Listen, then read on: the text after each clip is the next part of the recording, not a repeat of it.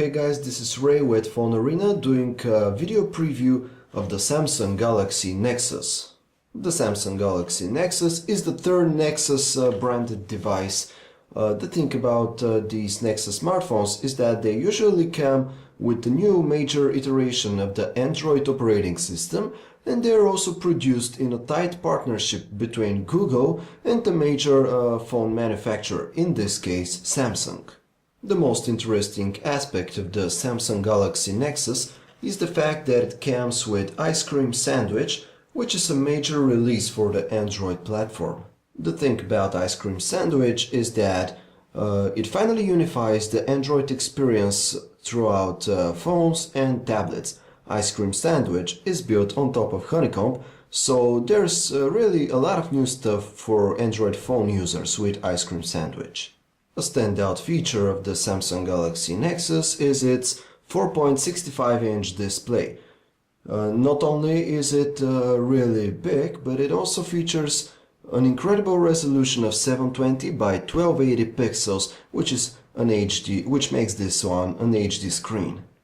This really high resolution allows for even the smallest of details and even very fine and small text to be easily readable on this display, which automatically makes web browsing a very comfortable experience, even from a zoomed out view.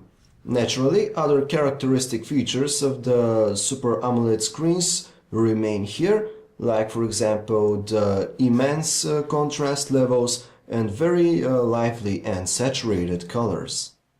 As you can see below the display, we no longer find capacitive touch keys. This is because Ice Cream Sandwich allows for those navigational Android buttons to be part of the interface itself, just like in Honeycomb. So what happens with handsets which have previously run Gingerbread, for example, and they do have those capacitive touch screens? Well, we guess that those handsets will either end up having two sets of navigational keys, or these on-screen ones won't be visible, but we're not sure right now. The bottom side of the device features a standard micro USB port as well as a 3.5mm headset jack. On the left we find the volume rocker. On the right side we have a power and lock key, as well as this 3-dot dock connector. The back side of the device features a 5-megapixel camera with an LED flash and the so-called hyperscan texture. What this finish does is to provide for some decent grip, as well as we can say that it feels nice to the touch, although it's nothing special really. As a whole, our biggest gripe with the design of the Samsung Galaxy Nexus is its all-plastic build. Unfortunately, the handset doesn't feature any premium materials used, like for example the Motorola Droid Razr, and it's all made of this, well, it's not cheap feeling plastic, but it's not nothing special either. Moreover, the handset has this neutral design. Yes, it has a completely clean front side, and it has this slight curve here on the whole body of the handset.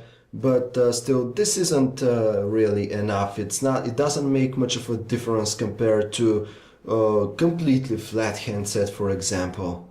But of course, this doesn't mean that the Galaxy Nexus looks bad.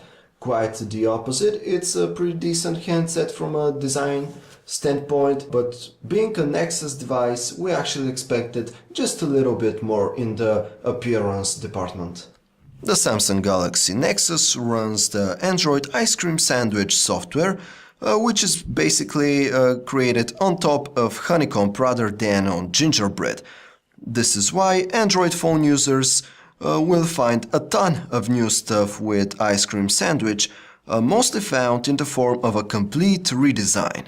However, many characteristic Android features remain the same, like for example, again you have multiple home screen pages on which you can place various widgets, app shortcuts, and so on, and you can also create folders in exactly the same way as how you do it in iOS. You just tap and move an icon and place it over another one. Unlike in previous Android versions, the main menu is now divided into multiple pages instead of being a vertical scrolling list. In addition, there is also this Widgets tab, which naturally holds all of your widgets. All of the core applications in Ice Cream Sandwich have been redesigned completely. For example, here is the People app. This is your list of contacts, and when you open another one you have this big picture on top of it, so the interface is now much more visual. And there goes the Messaging app. Obviously Google has tried to create a more simplified environment for its users, with less options being together on the screen at the same time, and just presenting the user with what is important right now at the current moment. And here is the on-screen QWERTY keyboard, which looks pretty comfortable, but we can't be sure about this because our prototype actually doesn't function very well, so it wasn't too accurate, and we wouldn't want to draw any conclusions based on such an early build of Android being installed on our prototype Galaxy Nexus. So once we get a final retail unit, we will be able to test the keyboard and everything else and give you a relevant conclusion.